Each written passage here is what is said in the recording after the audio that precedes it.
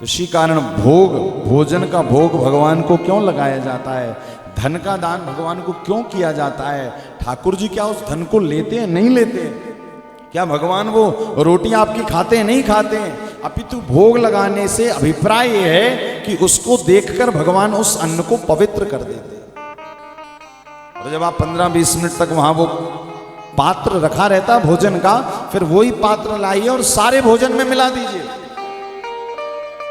और प्रसाद की इतनी महिमा है कि जब तक ठाकुर जी को नहीं लगा तब तक वो खाना है, भोजन है, किंतु जब वो भगवान को लगकर एक बार आ गया तो हम स्वयं कहते हैं ना कि भैया ये प्रसाद बन गया। आप लोग जैसे दुकानों से केला, फल, मिठाई आदि खरीदते हो, यहां पर लाते हो, तो दुकान वाले से तो यही कहते हो ना, भैया 1 दर्जन केले दे दो या 1 किलो मिठाई दे दो। दुकान वाले से क्या कह कर लाए कि 1 किलो पेड़े दे दो। यहां पर पंडित जी को क्या कह कर दिया कि ये भगवान को चढ़ा दो। किंतु फिर जब दोबारा भगवान के मंदिर से मांगते हो तो ये नहीं मांगते ना कि भैया आप पेड़ा दे दो, केला दे दो। क्या कहते हो फिर कि पंडित जी हमें प्रसाद दे दो। प्रसाद क्यों दे दो? क्योंकि जब तक वो दुकान में थी तब तक वो पदार्थ है, सामग्री है, किंतु जब वो भगवान के पास आ गया तो वो फिर पदार्थ नहीं, वो सामग्री नहीं है, फिर वो मिठाई नहीं है, फिर वो साक्षात प्रसाद बन जाता है। और प्रसाद का क्या अर्थ है?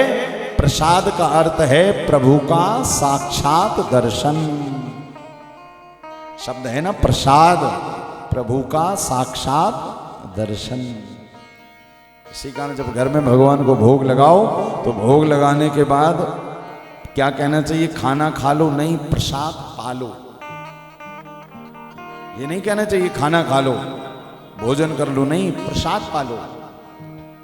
क्यों? प्रसाद किसने दिया है? प्रसाद गोविंद ने तो हमें प्रदान किया।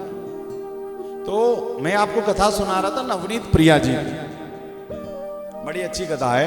तो गोसाइयों ने नवनीत प्रिया जी को लगाया भोग। अब भोग लगाने के बाद में ठाकुर जी के सामने रख दी क्या? कढ़ी।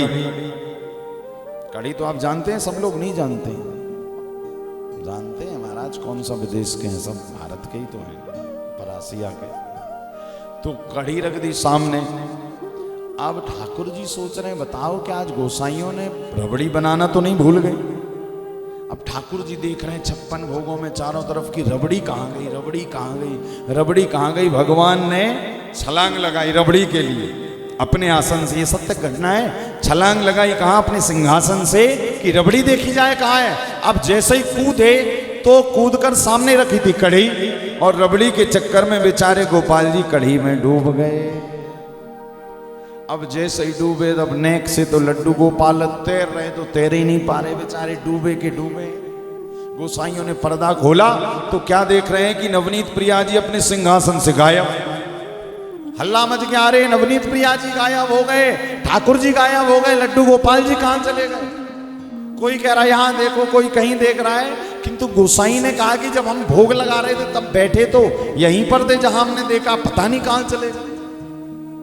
सब कह रहे ऐसा तो नहीं पदार्थों में गिर गए। बोले सारे पदार्थ एकत्रित किए 56 भोग जो रखे हुए थे, बोले बारी बारी से सारे पदार्थ छान कर देखो, यदि किसी में भी होंगे तो वह आ जाएंगे छन्नी में।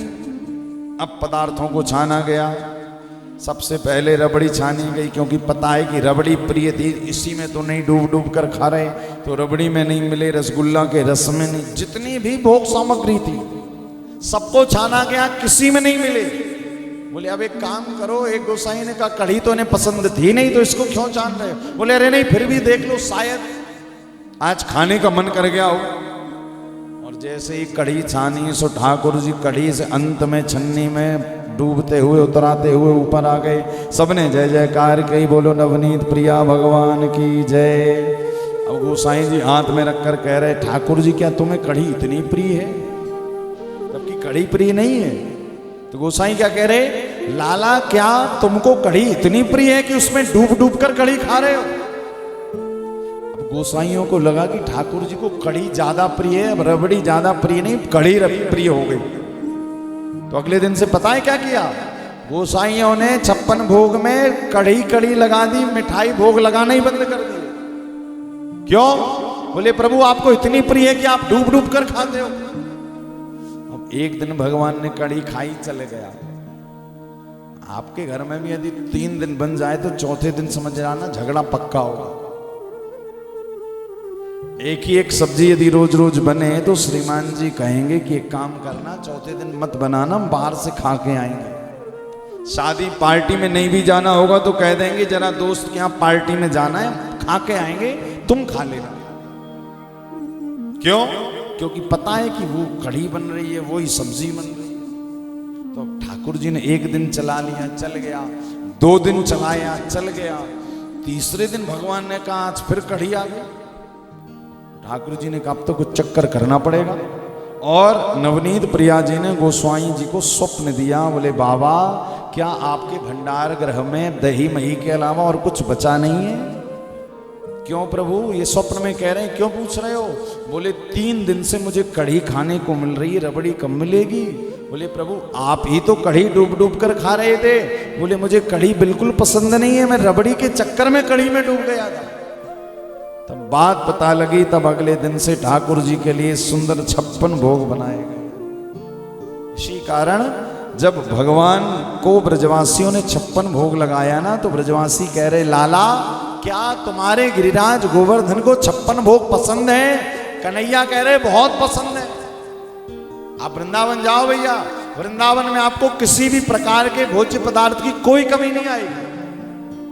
और 56 भोग भी साधारण नहीं, कुरमा खीर मोहन वालू शाही रबड़ी जलेबी कलाकंद में शोरपा नमकीन गुझिया शकर पारे, इतनी सुंदर सुंदर। अब सारे ब्रजवासी भगवान के संग कहाँ चले गए? गिरिराज गोवर्धन।